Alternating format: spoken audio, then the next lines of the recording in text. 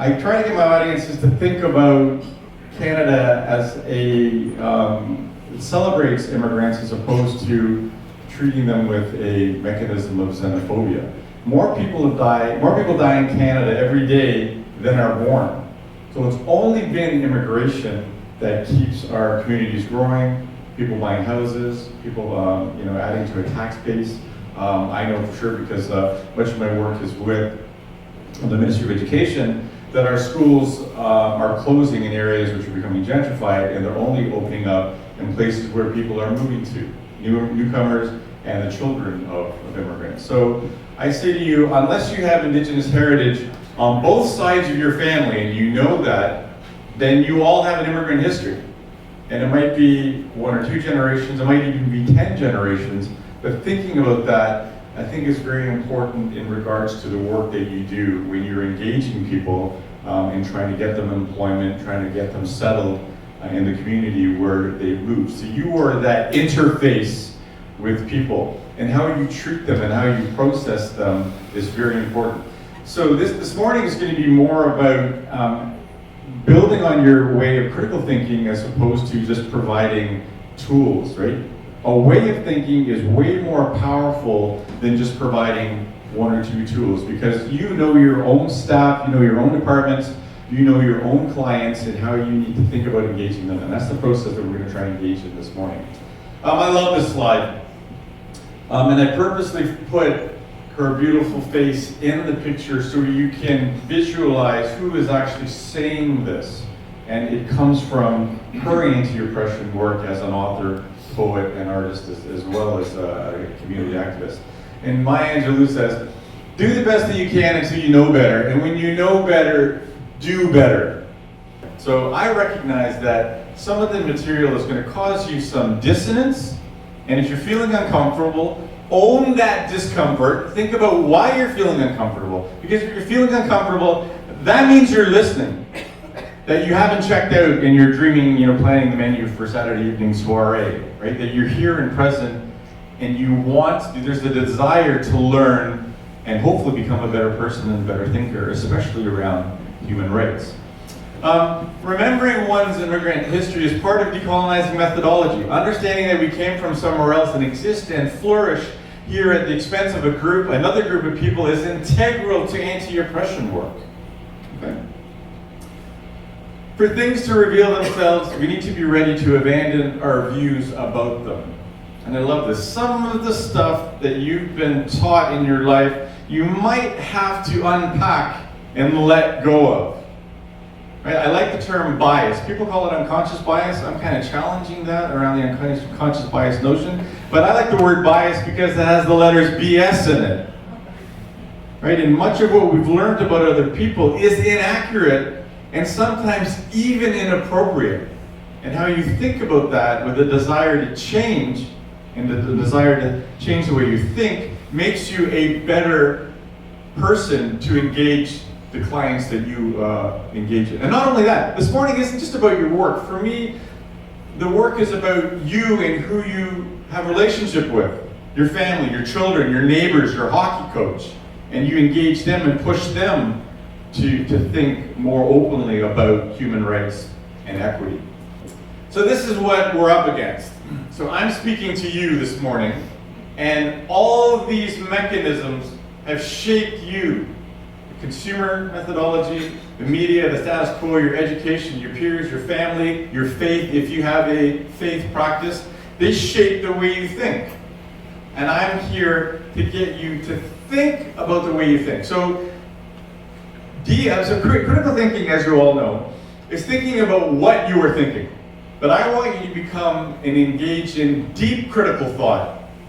Deep critical thinking means you are thinking about why you are thinking what you are thinking. Does that make sense? What has caused you to think this way, and how difficult is it to break out of that thinking? That's what this morning is about. So literacy, we're taught that literacy means reading words on a page. And if you like golf, you're thinking about something different than if you like nature. Or if you like both, you're thinking of Tiger Woods riding a tiger. I don't know, however your brain works. Okay, but literacy is more than just reading. Literacy is also processing. I call this identity literacy, trying to figure out who people are based on what you see in front of you. So I've chosen to actually engage in a form of interactive dialogue around my identities to get you to think about the way you're thinking about other people. My parents were not born in Canada. Where do you think they might have been born? What countries are you thinking? Give me a country. Who feels kind? I know people get awkward about this. India. India? How come you didn't say Norway? Exactly, right? And so there were clues that we used. This woman in Thunder Bay a couple of months back, exact same scenario. She said India. And I said, how come you didn't say Norway? She got all awkward, turned all red. And she said, because you're darker. And I said, darker than what? And she looked down at a tablecloth just like this, and she said, you're darker than the tablecloth. I said, honey, you're darker than the tablecloth. Because even white people ain't this white. So here's what I do, especially when I'm working with children. I say, if you were going to draw a portrait of me and then color my face in, what's your name, sir? Jonathan. Jonathan. What color would you take out of the crayon box to color my face in? What's your gut say? Okay, light brown. Light brown, okay, you're almost there. There's a new color in the crayon box. It's beautiful light brown, right? So, and I mean that, doing this work, we have to be comfortable in our own skin and celebrate that, right? Especially when I'm doing a lot of the work in rooms that look just like this. So if I were to say, who else considers themselves beautiful brown, and you ask you to put your hands up, how many people are going to put their hands up in this room? None. Okay? How many of you are wonderfully white? Put your hands up. Because put your hands up if you consider yourselves white. Okay, so the rest of you aren't sure. No, so white is not an innocuous, neutral, default identity. White has real power in the sense of how people are processing you, right? So understanding we're going to talk about white supremacy and white privilege, and I know people get really awkward about that. Right, but when I'm going to try and frame it in a way that will break down some of the walls around these conversations rather than build them up. So understanding your whiteness, because if you're not sure who you are and somebody is reading you and based on their lived experience dealing with people who look like you, how are you going to break down walls if there are walls that have been created? Right, and you can say to yourself, well, I didn't build those walls. Yeah, but you're part of a system that might have oppressed that body because of their sexual identity, or their gender identity, or their racial identity, right, or their marital identity, right? And the language you use can either build up more walls, or it can start to chip away and create a relationship that you foster and you promote dignity around who that person is. Okay? So I'm going to take a couple of moments to talk about how I explain my understanding of white supremacy versus white privilege. White supremacy, so let's do white privilege first. White privilege is access that you have to resources based on your white identity. But white privilege is not a Superman's cape that protects you from oppression. I fully understand and embrace the idea that white people can be oppressed by addiction, mental unwellness, maybe not your own, maybe a family member, the way it impacts your life, marital divorce, shift from one social location, job loss. These are all things that can potentially oppress white people. Let me clarify though, white people are rarely oppressed because of their white identity. That's a clarification that I need to make. Right? In regards to racialized bodies, and I hope we're adopting a common lexicon, racialized is the legal term for people of color. Okay? People who don't have white skin or white heritage.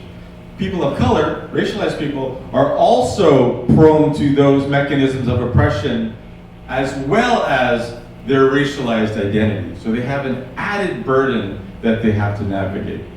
White supremacy is the reality that the political, economic, and government structure, so educational structure of Canada is still very, very white.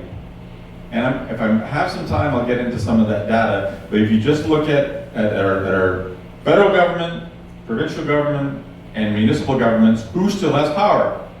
White men. Right? So that's, and I know that makes you feel uncomfortable, but I'm talking about things that are real in Ontario society. Okay? Taking a look at this child. Who feels comfortable describing the child to me? What's your name? And you can say no. Daniel? What do you see? Describe the child. Endless possibilities to be what we want. Yeah, okay, so you said he, so you assigned a pronoun, and that's nothing wrong with that. We do that, right? Nothing wrong 99.6% of the time when we assign gender. Right? But we are socialized to box individual humans into either he or she. So you used he, and you're correct.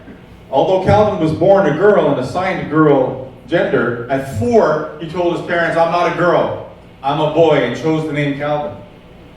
And his mother is an employee at Rock. Right? And every time she gave me this picture, she said, Chris, you've got to get people to think about this reality that gender is not binary. Right? At what age should we discuss trans identification? So Calvin self-identified at 4 years old. And somebody challenged me the other day, and they said, well, what if he's, how do they really know? And maybe at 8 they want to change back. So what? Right? What's your struggle with that? Well, our struggle is that we've been brainwashed to think that gender is binary when it is not. Last slide, shout louder. I'm tired. No matter who you are, you're an incredible being with a different way of knowing and a different way of seeing. So shout loud. I'm tired. Shout louder. I'm tired. Every shade of skin, every shape of eye, every style of hair, every body type, shout loud. I'm tired. Last time, shout louder. I'm tired. Let's spin around and around. One more time. Let's spin around and around. Jump high, feel your pride, and shout proud. Thank you for participating.